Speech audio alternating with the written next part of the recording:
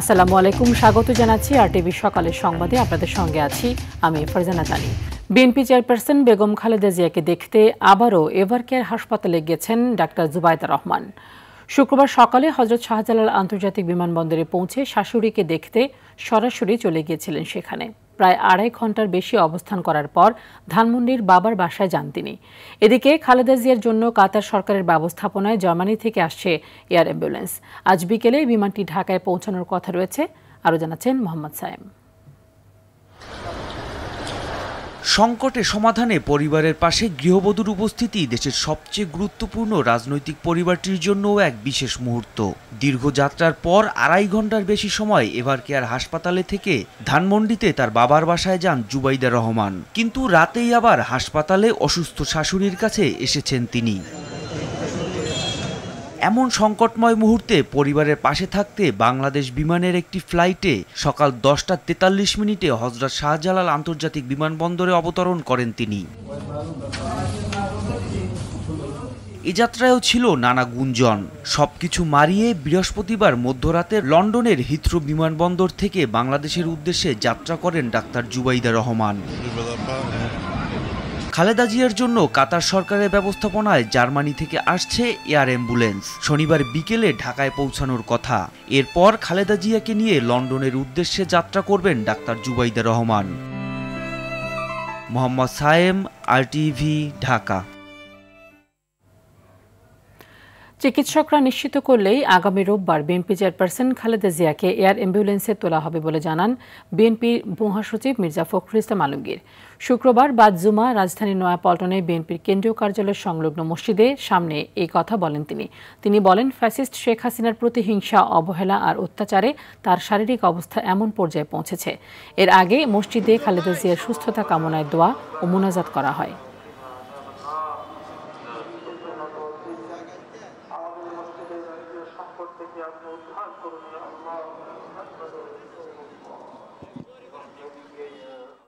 আগামীকাল যদি air ambulance এসে পৌঁছায় কাতার থেকে, তাহলে আগামী পরশু অর্থাৎ রোববার তাকে লন্ডনে নিয়ে যাওয়া সম্ভব হবে। ফ্লাই করতে পারবেন কি না সেটা ডাক্তাররা নিশ্চিত করলেই তাকে ফ্লাই করে নিয়ে যাওয়া হবে এয়ার অ্যাম্বুলেন্সে করে। আল্লাহ পাক জানি ওনাকে সুস্থ দান করুন। দেশের প্রতি যে আনুগত্য, এটা জানি উনি আবার আমাদের মাঝে ফিরে এসে সেটা যেন আবার বজায় রাখতে পারেন। ইনশাল্লাহ আমরা দোয়া করছি আল্লাহ যেন উনাকে আমাদের মাঝে আবার ফিরিয়ে দেন। দেশের কল্যাণে সে যেন আরও ভূমিকা রাখতে পারে। সুস্থ হয়ে যেন আমাদের মাঝে বেঁচে থাকেন, আমাদেরকে সুপরামর্শ দিতে পারেন। সবাই দোয়া করবেন যাতে আমাদের নেত্রী সুস্থ হয়ে ফিরে এসে এই ফ্যাসিস্ট শেখ হাসিনার ফাঁসিটা দেখতে পারে।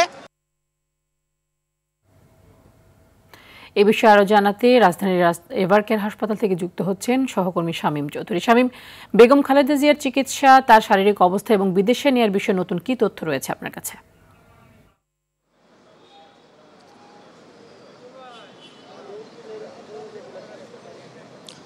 তানি, কিছুক্ষণ আগে আপনি বলেছিলেন যে বিএনপি মহাসচিব মির্জা ফখরুল ইসলাম আলমগীর গতকালকেই কিন্তু জানিয়েছিলেন যে জার্মানি থেকে কাতার যে এয়ার অ্যাম্বুলেন্সটি পাঠাবে বেগম খালেদা জিয়াকে যুক্তরাজ্যে উন্নত চিকিৎসার জন্য, সেটি আজকে বিকাল নাগাদ এসে পৌঁছানোর কথা ছিল এবং বেগম খালেদা জিয়াকে আগামীকালকে যুক্তরাজ্যের উদ্দেশ্যে নিয়ে যাওয়ার কথা, যদি তার শারীরিক অবস্থা সব ঠিক থাকে এবং তার চিকিৎসা বোর্ডে যারা কর্তব্যরত চিকিৎসক রয়েছেন তারা যদি সম্মতি দেন যে বেগম খালেদা জিয়ার শারীরিক অবস্থা স্থিতিশীল রয়েছে, বেগম খালেদা জিয়াকে দূরে ভ্রমণের জন্য তার শরীর ঠিকঠাক রয়েছে, এরকমটা বললেই কিন্তু তাকে নেওয়া হবে। কিন্তু আজকে আমরা জানতে পেরেছি যে বেগম খালেদা জিয়াকে বহনকারী যে অ্যাম্বুলেন্সটি, এয়ার অ্যাম্বুলেন্সটি আজকে বিকেলে বাংলাদেশে এসে পৌঁছানোর কথা ছিল, সেটি আসতে আরও বিলম্ব হতে পারে।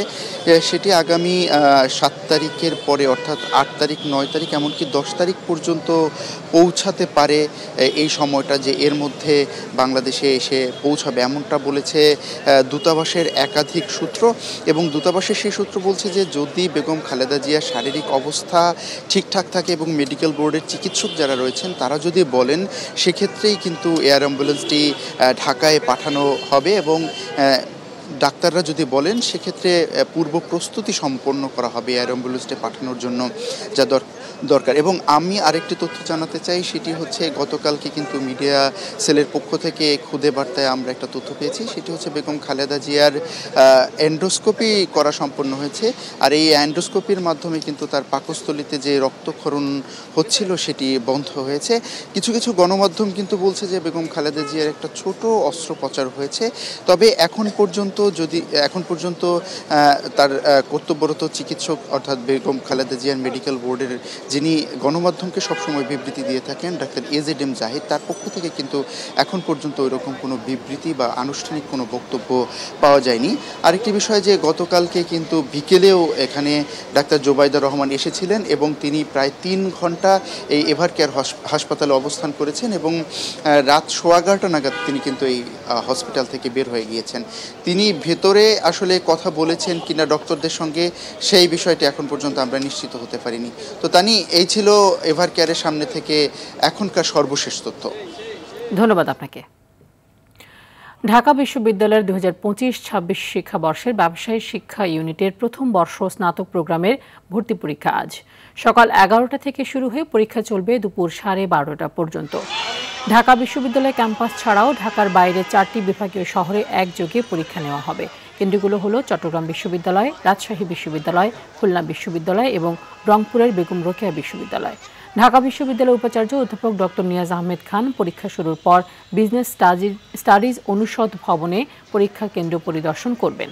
এবার ব্যবসায় শিক্ষা ইউনিটের 1050টি আসনের বিপরীতে আবেদন করেছেন 34,062 জন শিক্ষার্থী।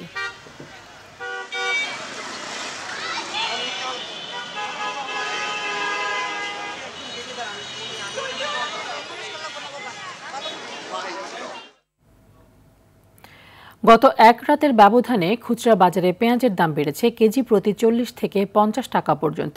ব্যবসায়ীরা বলছেন সরবরাহ কমে যাওয়ায় পাইকারি বাজারেই দাম বাড়ছে, যার প্রভাব পড়ছে খুচরা বাজারে। এতে ক্রেতাদের মধ্যে দেখা গেছে অসন্তোষ, বাজার তদারকির অভাব ও সিন্ডিকেটকে দুষছেন ক্রেতারা। রাজধানীর বিভিন্ন বাজারে দেশি পেঁয়াজ কেজি প্রতি বিক্রি হচ্ছে 150 থেকে 160 টাকায়। এদিকে ভরা মৌসুমেও বাজারে সবজির দাম চড়া, ফলে দৈনন্দিন বাজারের চাপ বাড়ছে সাধারণ মানুষের উপর। অধিকাংশ সবজির দাম কেজি প্রতি 60 থেকে 80 টাকার ঘরে রয়েছে। এছাড়া সরকারের অনুমতি ছাড়াই বাড়তি দামে বিক্রি হচ্ছে সয়াবিন তেল। প্রতি লিটার বোতলজাত সয়াবিন তেলের দাম 9 টাকা বাড়িয়ে দিয়েছেন ব্যবসায়ীরা। একইভাবে 5 লিটারের বোতলের দাম 43 টাকা এবং 2 লিটারের বোতলের দাম বাড়িয়েছেন 18 টাকা।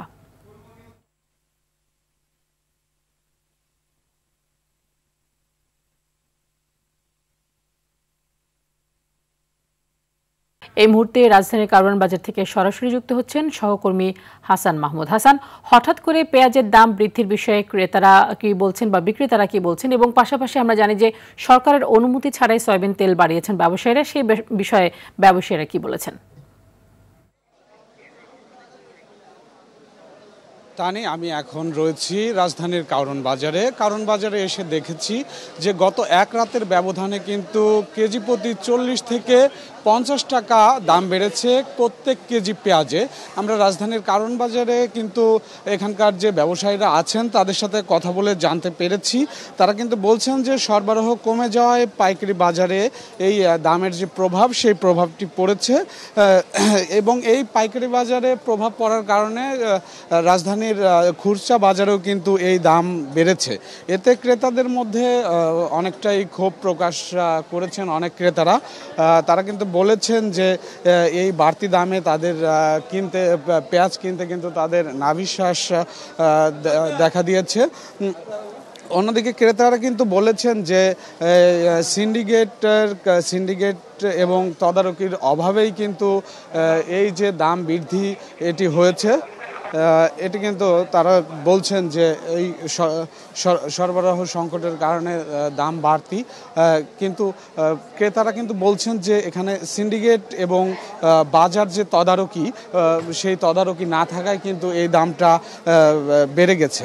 অন্যদিকে রাজধানীর বিভিন্ন বাজারে কিন্তু কেজি প্রতি আজকে বিক্রি হচ্ছে 150 থেকে 160 টাকা। যে দেশি পেঁয়াজ সেটি কিন্তু এই দামে বিক্রি হচ্ছে।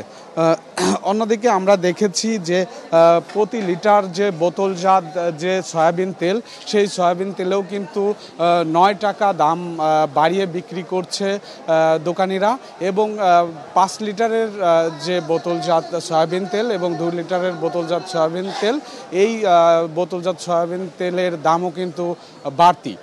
এছাড়া শীতকালীন মৌসুম শুরু হওয়ার পরও কিন্তু বাজারে সবজির দাম হাতের নাগালে নেই, এমনটি বলছেন এখানকার যে ক্রেতারা রয়েছেন। তারা এমনটি বলছেন যে শীতের মৌসুম শুরু হওয়ার পরেও বাজারে সবজির দাম কিন্তু হাতের নাগালে না থাকায় অনেকটাই অসন্তোষ প্রকাশ করেছেন। তো এই ছিল কারণ বাজার থেকে সর্বশেষ। এদিকে পাবনায় হঠাৎ করে আবারও অস্বাভাবিকভাবে বেড়েছে পেঁয়াজের দাম। সকালে ঈশ্বরদী শহরের আমবাগান এলাকার পাইকারি মোকামে নতুন পেঁয়াজের সংকট দেখা দিয়েছে। আর নতুন ওঠা মুড়ি কাটা পেঁয়াজ পাইকারিতেই প্রতি কেজি 110 থেকে 120 টাকা পর্যন্ত বিক্রি হচ্ছে। নতুন ও পুরনো সব ধরনের পেঁয়াজ প্রতি কেজিতে 30 থেকে 40 টাকা পর্যন্ত বেড়েছে। একদিনের ব্যবধানে দিনাজপুরে হিলিতে বেড়েছে দেশি পেঁয়াজের দাম। কেজি প্রতি প্রকার ভেদে 20 থেকে 30 টাকা বেড়ে 120 থেকে 130 টাকা কেজিতে বিক্রি হচ্ছে। সরবরাহ কম থাকায় দাম বেড়েছে বলে অজুহাত ব্যবসায়ীদের।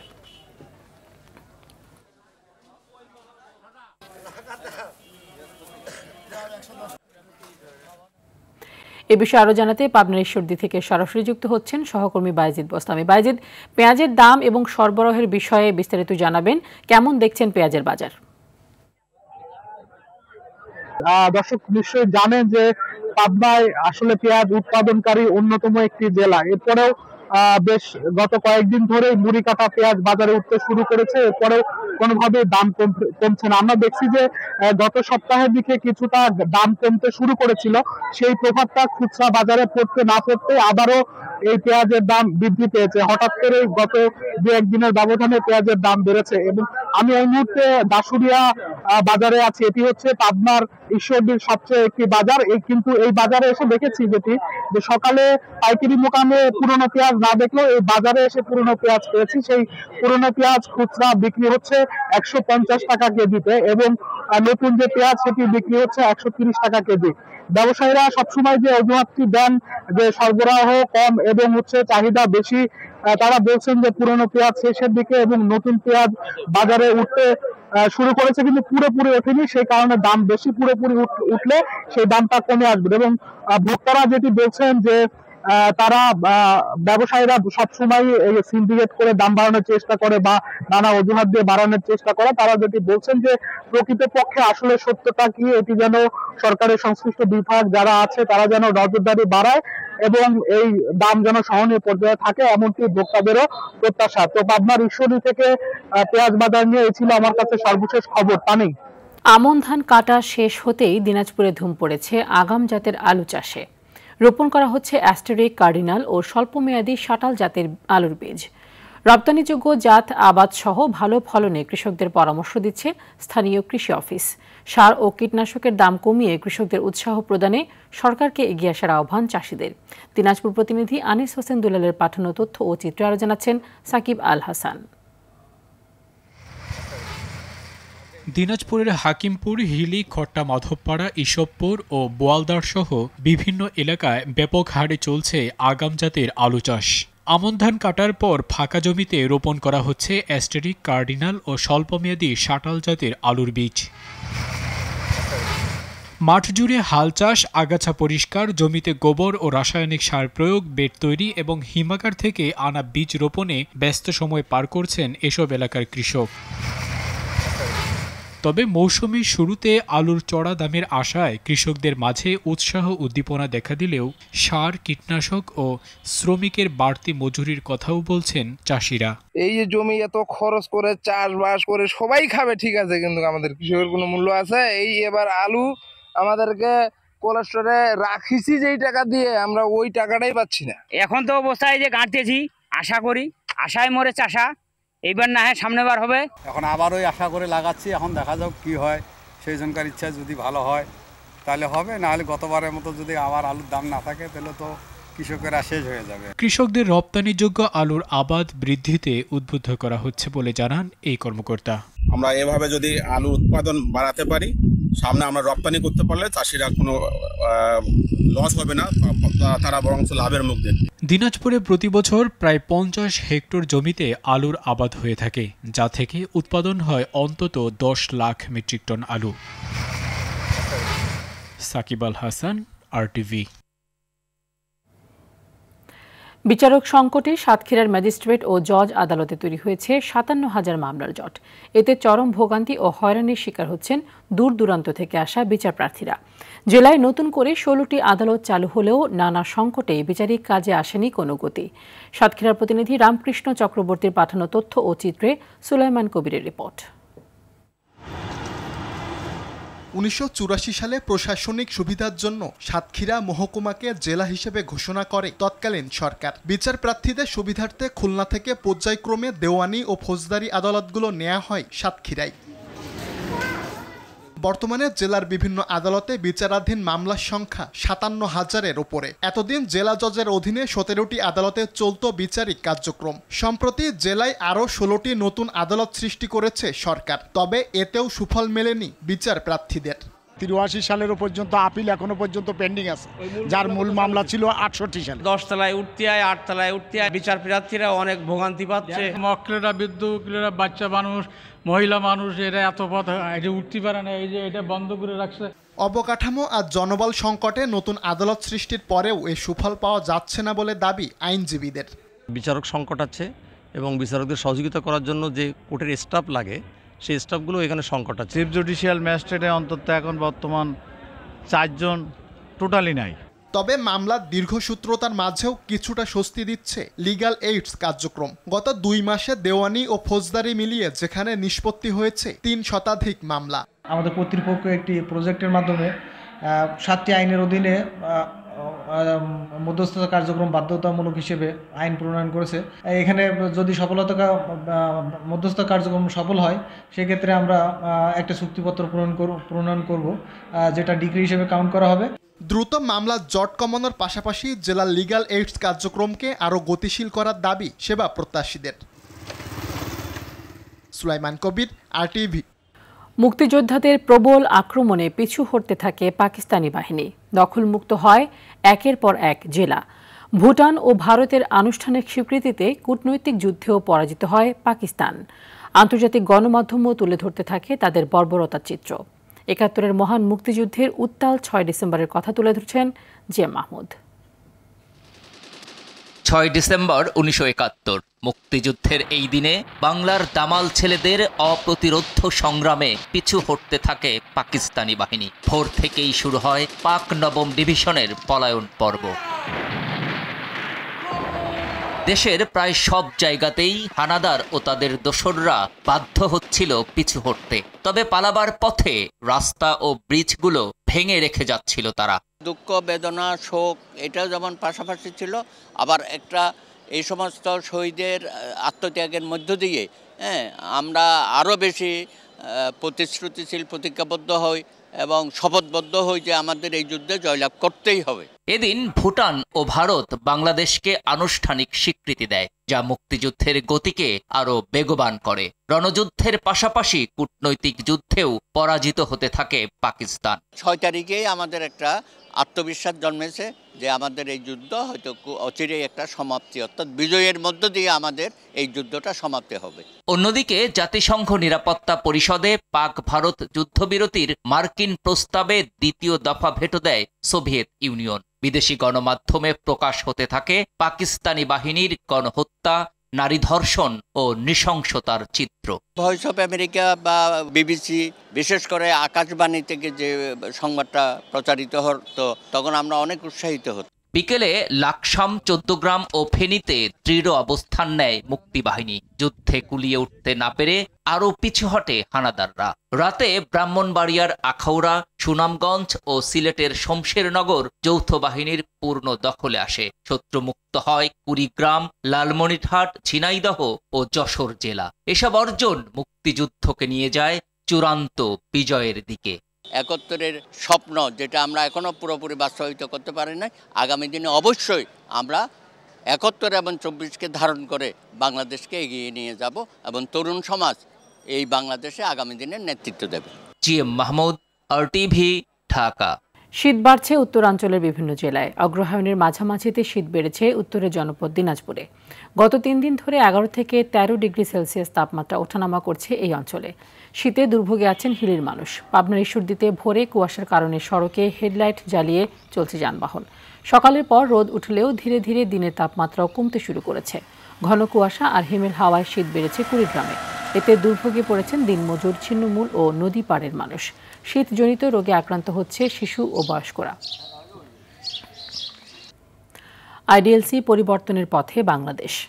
দেশের ইতিহাসে এবারই প্রথম বাংলাদেশ শিপিং কর্পোরেশন নিজস্ব অর্থায়নে জাহাজ কিনছে। বাংলাদেশ নৌ পরিবহন মন্ত্রণালয়ের আওতাধীন বিএসসি ও Hellenic dry bulk ventures LLC এর মধ্যে 2টি আধুনিক বাল্ক ক্যারিয়ার জাহাজ সরবরাহ চুক্তি স্বাক্ষরিত হয়েছে।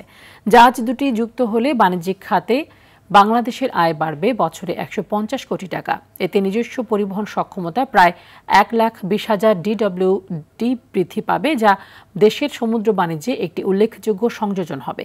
এছাড়াও এ মাসের মধ্যে বিএসসির জন্য আরও 3টি জাহাজ কেনার বিষয়ে প্রক্রিয়াধীন রয়েছে। সব মিলিয়ে বর্তমান সরকারের সময়ে বাংলাদেশ শিপিং কর্পোরেশনের জন্য 5টি জাহাজ কেনার উদ্যোগ নেওয়া হয়েছে।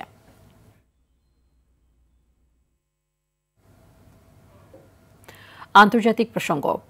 পাকিস্তান ও আফগানিস্তান সীমান্তে আবারও ব্যাপক গোলাগুলির ঘটনা ঘটেছে। শনিবার মধ্যরাতে 2 দেশের সেনাদের মধ্যে এই গুলি বিনিময় হয়। তবে এখন পর্যন্ত কোনো হতাহতের খবর পাওয়া যায়নি। গোলাগুলির ঘটনা নিশ্চিত করেছে 2 দেশই। এ ঘটনায় আফগানিস্তানের দাবি, পাকিস্তান প্রথমে কান্দাহার প্রদেশের বোলদাতে হামলা চালায়। এদিকে জবাবে পাকিস্তান জানিয়েছে আফগানিস্তানের সেনারা প্রথমে চামান সীমান্তে বিনা উস্কানিতে গুলি ছুড়েছে। এর আগে অক্টোবরে 2 দেশের মধ্যে প্রথম সরাসরি সংঘাত হয়। এরপর কাতার ও তুরস্কের মধ্যস্থতায় এটি থামে, যুদ্ধবিরতিতে সম্মত হয় উভয় দেশ। এরপর গত সপ্তাহে সৌদি আরবে আবারও শান্তি আলোচনায় বসে ইসলামাবাদ ও কাবুল। তবে আবারও সংঘর্ষে জড়িয়েছে পাকিস্তান, আফগানিস্তান। সকালের সংবাদ এ পর্যন্তই। মধ্যাহ্নের সংবাদ 12টায় দেখার আমন্ত্রণ রইল। ধন্যবাদ সবাইকে।